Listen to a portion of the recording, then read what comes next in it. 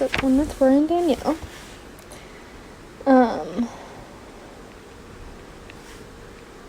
Okay, so yeah, basically I just want you to, like, tell a story with the photo. It doesn't have to connect to your time in France, but it can, like, connect to that experience or not. Mm-hmm.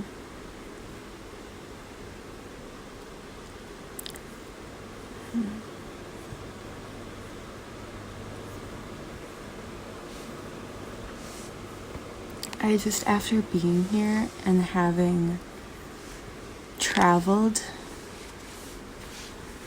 the way that Roy and Danielle travel, I feel like I can just go anywhere and see and do anything. Like, I love the vastness of this.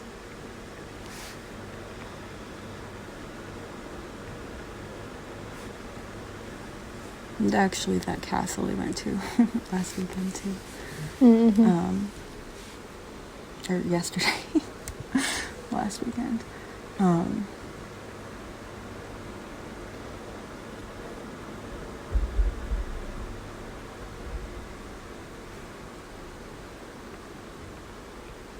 don't know, I feel like I would just want to keep going and see more.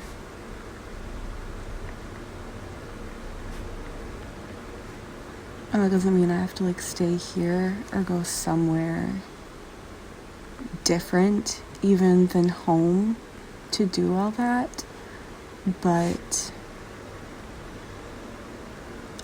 I think that now I always wanted to explore, but now I feel like I just can, because, like, of course I can, like, I can, anybody can, you can just go and do stuff, but now it feels, like, real. Mm-hmm.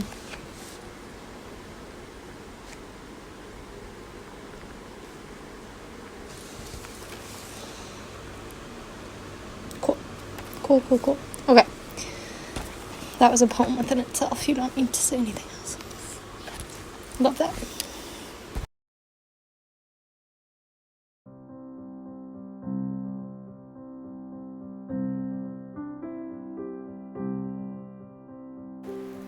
Hi, welcome back. Or if you're new here, welcome, full stop. Should I state the obvious? This is my 2020 bullet journal setup in January, I guess. Funny story, I forgot to do the January setup until I was editing the video, and I was like, this feels like it's almost too short, like it's missing something. And then I remembered that people usually set up January when they set up a bullet journal for 2020. Or for any year, I suppose. And so I had to, like, push all my stuff out of the way, get my notebook back out, put my phone up overhead, all of the good things, and do a very quick January setup. I thought that my December one was the most minimal one I've ever done, like on just one page. But with this one, I didn't even fill the full page, which is kind of reflective of how my journaling has been lately. I kind of always go into it with the idea that, like, my priority in my journal is to collect days, record things, hold on to my days as they pass by.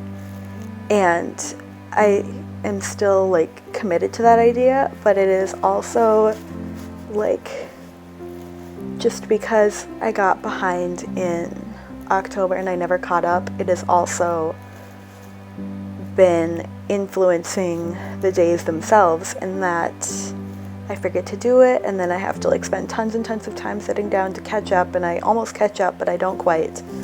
And so for me, I realized I had to kind of like make a change at this point in my life, because like doing full page dailies isn't like working for me anymore.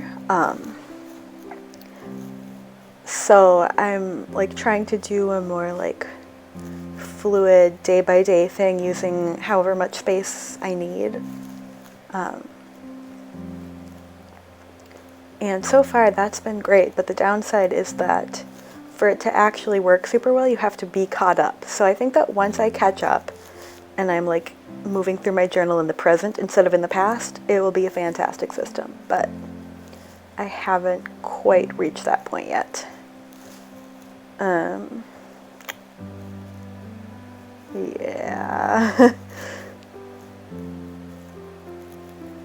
I think that this new journal will be good for me. As you can probably tell, I'm not using a dot grid notebook. I'm using a like regular grid notebook from Moleskine. I can never, say it right, but I'm using this one instead because I was just really like hungry for something different, and I thought about using a grid one from them, but like the timing didn't work out and I wasn't able to find like a physical one or order it or ask them to like send it to me or whatever. So this is what I'm using. And this notebook doesn't even have enough pages for me to go 6 months of dailies in this notebook. So I couldn't do that even if I wanted to, which I don't. But I think that this will help me like realize I don't need to write so much all the time. And I think that I can still like keep track of the things that are important to me without having to like spend so much time writing down everything that happens.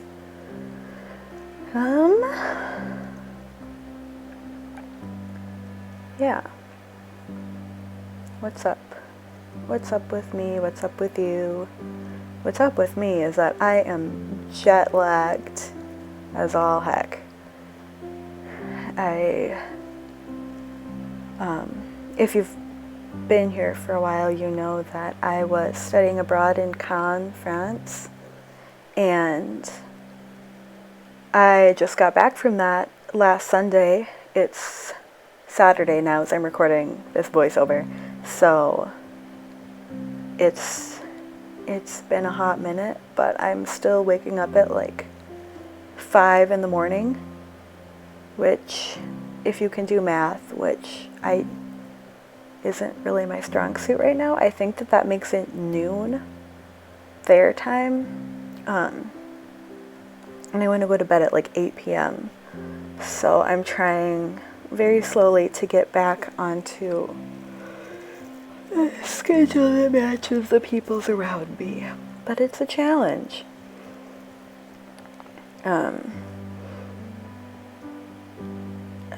Yeah. And I'm already like back on the grind here. I reopened my Etsy shop and have been sending out orders. I had a little bit of a problem because I was understocked on my sticker paper that I used to print the stickers, and I didn't realize it until it was too late and I didn't have enough to like fill all the orders. So that was a reason that I was behind. Oh, and then another reason that I was behind was that my phone just straight up stopped working. It was like a 6S, so it had probably been coming for a while. But a few days before I left France, I remember I took it off the charger in the morning, and then I noticed that the battery was depleting much more quickly than usual. And so I just was like, okay, whatever, I let it die, and I was like, I'll charge it again later. But no matter what I did, no matter how many chargers I tried, no matter how long I left it on for, no matter how many times I tried to hard reset it, even with some extra buttons thrown in for good measure, I could not get my phone to turn back on again, or to even like show any signs of life. So I had to navigate all of my international travel back home without a phone at all. So I had to take a train from Cannes to Nice, or I had to get from Cannes to Nice. I ended up not taking a train because there were still some strikes going on and there were like very limited times, and I was worried I would get like stuck somewhere or the train would just stop and I wouldn't have a phone to like deal with that. So I took like a bus to the airport and then I took a taxi to my hotel for a night because my flight was a day later than I thought it was, and then I took a taxi back to the airport. And mind you, I was like showing the drivers like addresses written down in my little field notes book, and I was just like, oh, take me here, but in French because obviously they spoke French. And then, oh, this is day 2 of filming. A little establishing shot. Oh, and I should put this on screen. I have like a tally of how many hot drinks I consumed, hot caffeinated drinks I consumed while filming this, due to my internal clock not matching it all up with the one that I'm trying to follow. Yeah, and so then I had to get to all my flights. I had like my confirmation number and times and flight info and everything like written down on paper. I didn't even have like access to a printer, so I just had to like write everything down by hand, hope I didn't make any mistakes, and try to get everywhere as best as I could. And then so without a phone, I had to go from Nice to Amsterdam to Detroit to Minneapolis. And let me tell you, it was so messy because all of my flights ended up coming in late, but the other ones were like closing the gate as soon as I like deboarded the last plane. And I had to like go through security at every airport I got to. So I had to like, take off my coat, take my laptop out of my backpack, all that stuff, every single place as my flight was like boarding somewhere else in the airport. And then at one point I like left my passport on the plane, which to be fair was totally my bad, but it was still super stressful. And at this point I just like wanted to get home. I knew that my mom and my siblings were waiting for me at Minneapolis, and I was like, I do not want to get stuck here in Detroit tonight. They're waiting for me. And then the TSA guy was like, stop crying, like it's fine, you're a US citizen, they can't legally keep you out of the country. And I was like, well, technically I'm already in the country, so, but I figured that probably wouldn't help, so I didn't say it. That was a really stressful day. Night, whatever. I got to bed that night at what ended up being like 8 a.m. In the time zone that I left. So I was dead from that. Still a little bit dead, honestly.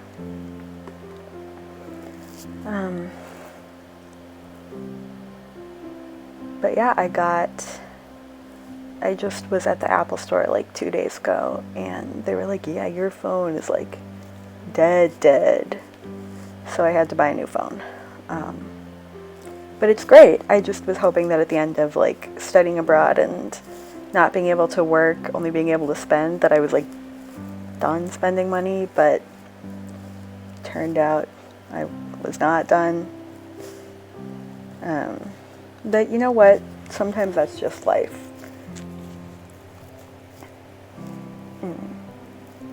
We love American capitalism. What else can I talk about? Maybe something related to the video you're watching?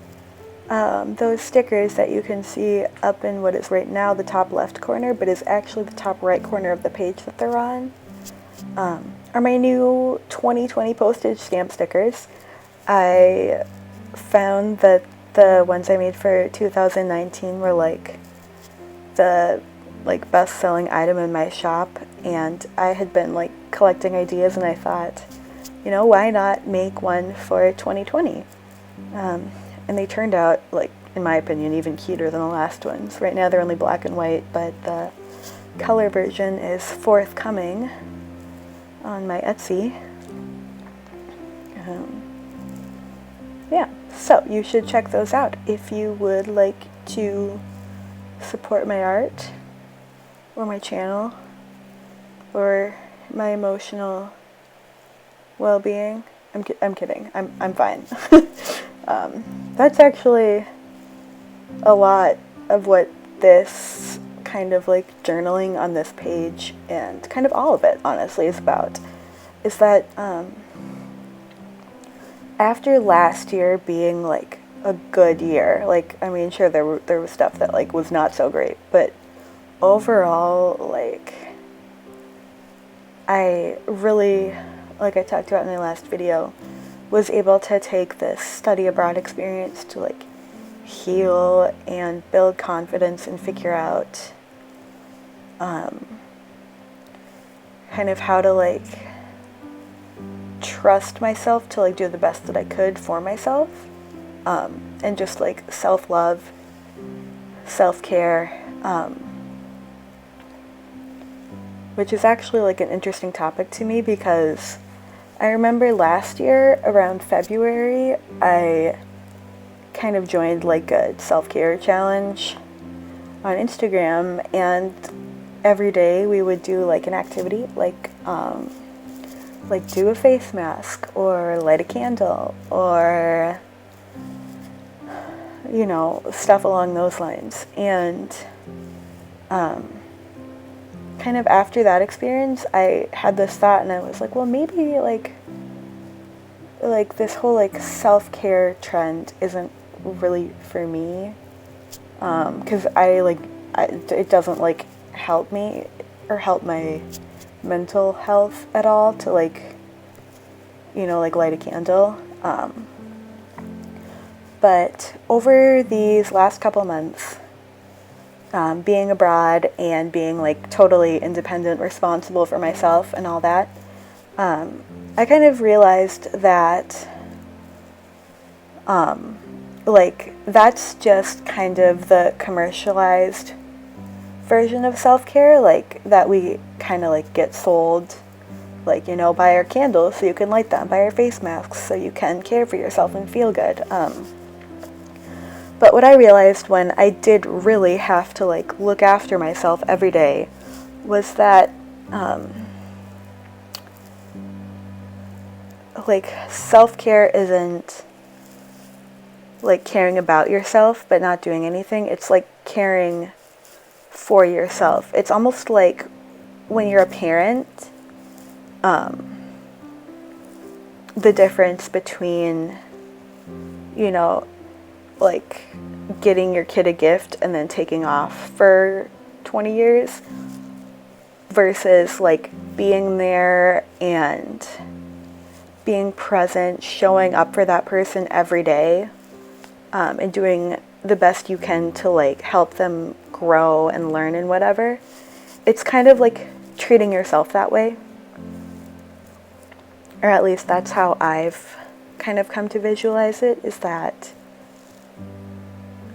I need to like take care of myself in a way that is not superficial, but like is really like takes care of my most important needs. Like not just physical, but also like emotional, like social, work needs, like needs in school, all of that. Like it's up to me to kind of do those things for myself, which is something that scared me a lot when I was like graduating high school and they were all like, oh, go be an adult now. But now it feels like right. Like it feels like, of course I should do these things to care for myself because, like, I don't know, I do love myself, and I do want me to, like, grow and thrive and be happy, find the things that I want out of life, chase after the things that are going to make me happy.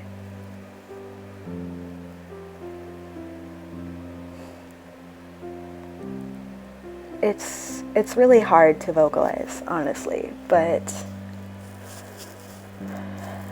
I mean, I think I kind of shared with you some of the words that are going to make sense, but basically that is what I've learned in 2019, and then for this year, going forward, I want to, like, take that growth and take that, like, wonderful mental health that I came back from France with and, like, channel that into my life here in Minnesota, where I live, 99% of the time.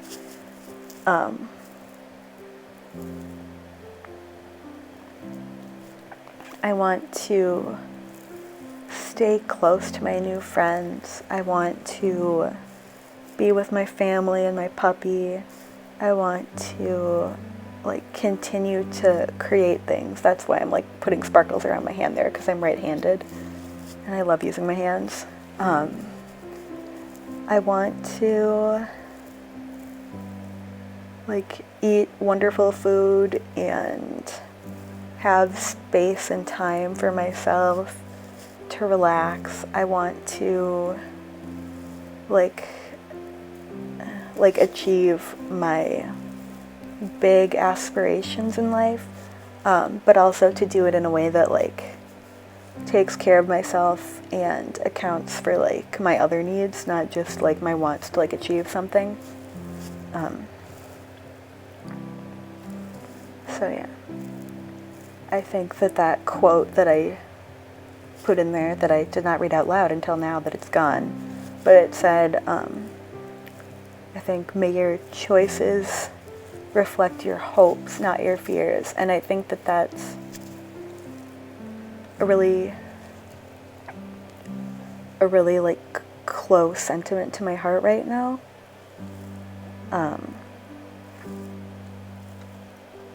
That I want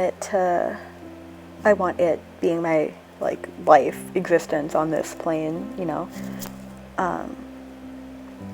to kind of be about, like, moving forward towards the things that I want, rather than be pushed forward towards things that I think will keep me safe from the things that I'm afraid of.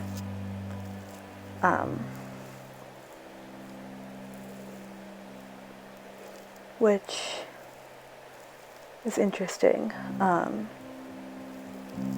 I think I'm going to get, like, really personal here for a second, but when I started college, I was, like, really, really not in a great place. My high school was just, oh gosh, like, some people there say that they felt close to God. I felt very close to Satan there. Like, it was awful. I was so tired, so stressed out. Everything was tough. And so then I graduated and got to college, and they, like, wanted me to do all the same stuff all over again. And all I wanted was to rest. I wanted time, I wanted space. I was so burned out on everything to do with school. Like, I was still doing great. Like, I think I got all A's my first semester of college. But I wasn't doing great.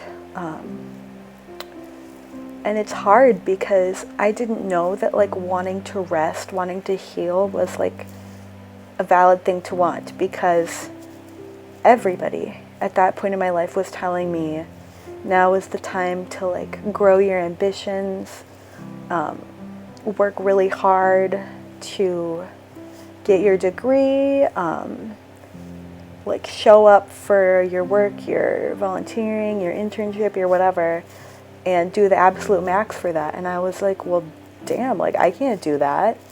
I'm just trying to wake up every morning and like go to class, and like if I have some time, like read a book and go to bed. Like I didn't have the energy for any of that. And you know, at that point in your life, they're like, well, if you're,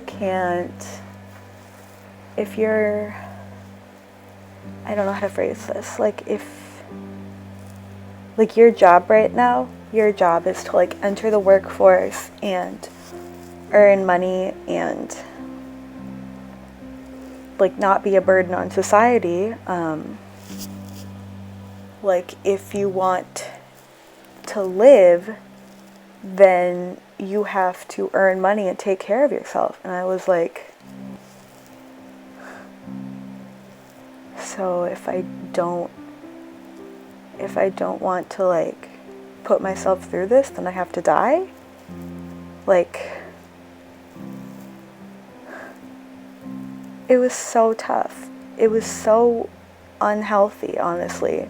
The mindset, the whole thing that they tell you when you become an adult. And that's why I kind of like go about my life the way that I do, is that like I know that like I deserve to exist. I deserve to like take up space. I'm not just like a tool for the economy, for my employer, my professors, even like my family or people I love. Like I'm a person, I take up space, and I don't have to do anything to like justify that.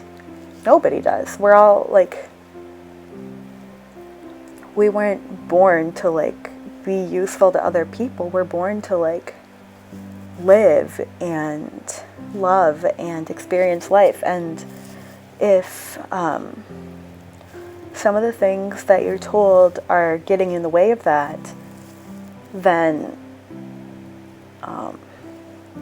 I think it's more important for me in those times than any other times to like hold on to the worth that I know that I have as a person, and like the happiness that I know that I deserve. Which isn't to say like I deserve to get whatever I want, because that's not a healthy mindset either, but just like generally people, like, we should all be able to get good things and feel good. And now I'm finally in a place where I'm able to accept that and do that for myself.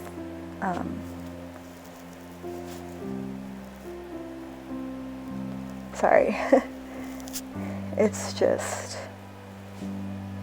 I feel like I've been kind of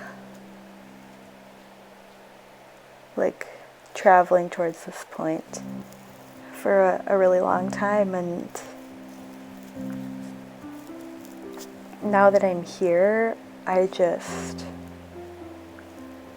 feel so much better. I feel so much more like my real self, if that makes sense.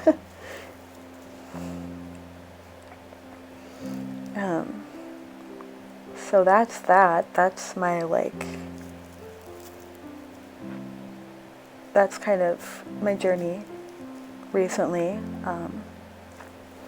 And now these here on this page are some of the things that I want to do moving forward. I want to publish a book. I'm hoping to kind of get that on track this year, honestly. I finished my third draft of it last year, and I'm hoping that with a small polish, I can be like, you know, ready to be submitting it to literary agents this year. And then I will be graduating from college this fall. fall of 2020 in December, which is exciting and scary, but I also think that I've been ready for it for a really long time now. I haven't made this a secret, but I do not like being a student at all. It stresses me out to no end. And I'm ready to be done, and I'm ready to be in a place where I don't pay for people to like judge my work, but people pay for me to work for them. I think it'll be better. I think it really will be better to be out of school and to be not a student anymore. I like the structure of it. I like the few classes where I feel like I really do learn something. But overall, it's been more negatives than positives.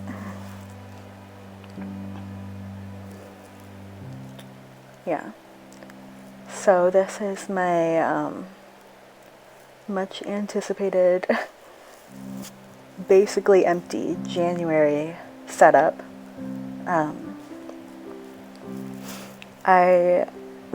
For first months of a semester in the past, I've done like a full monthly box setup, but I think that after the first week or two, it doesn't really serve much purpose for me because I get to like memorize my class schedule and then I don't need it like written down every single day anymore. Because I have other things that I would rather write down and that are much more important to me.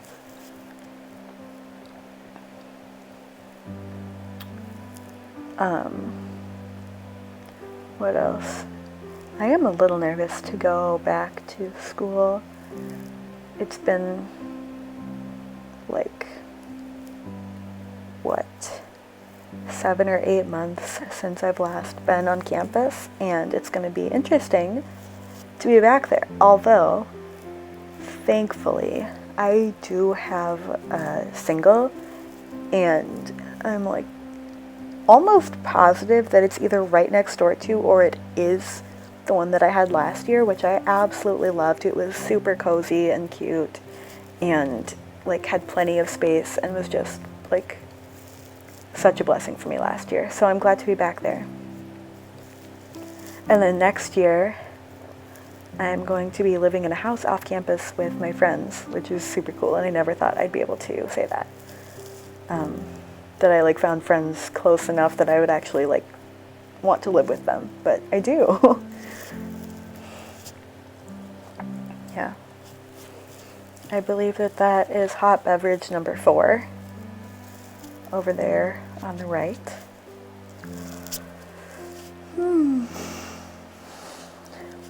And since I recorded this a little while ago, I'm beginning to feel that beverage wearing off from my system right about now. Being in France made me have to like start drinking tea because they drink espresso all the time. And if you want to have like a warm beverage that you can just hold in your hands and warm you up, which is something that I've wanted a lot since coming back to Minnesota from the south of France, tea is your go-to, and they have really good tea there, in addition to really good coffee and really good bread and cheese and desserts and all those fun things. Yeah.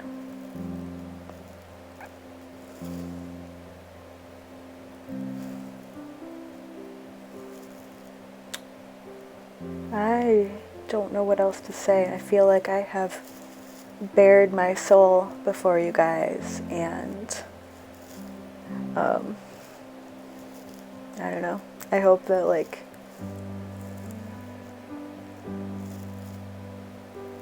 that this video is helpful in like multiple ways. Maybe like a way in which it gives you ideas for your bullet journal, but also like And that may be something in there was something you could relate to as I talk to myself for 37 minutes and 17 seconds.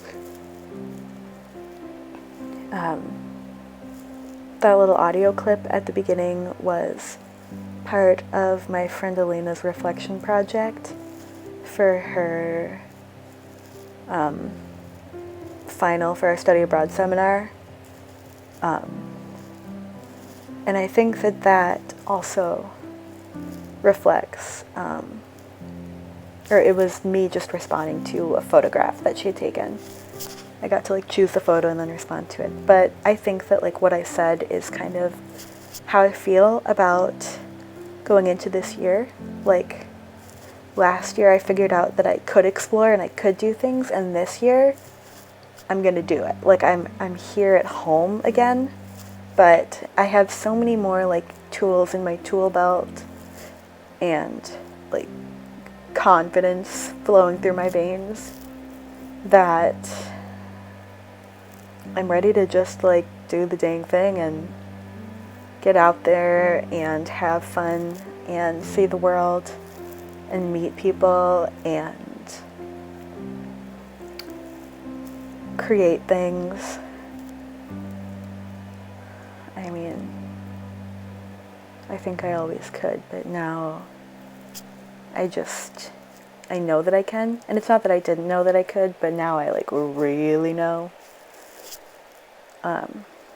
And yeah, on that very, very articulate note, I think I will sign off and say I love you all, and I'll see you in February. Okay, that's so cute.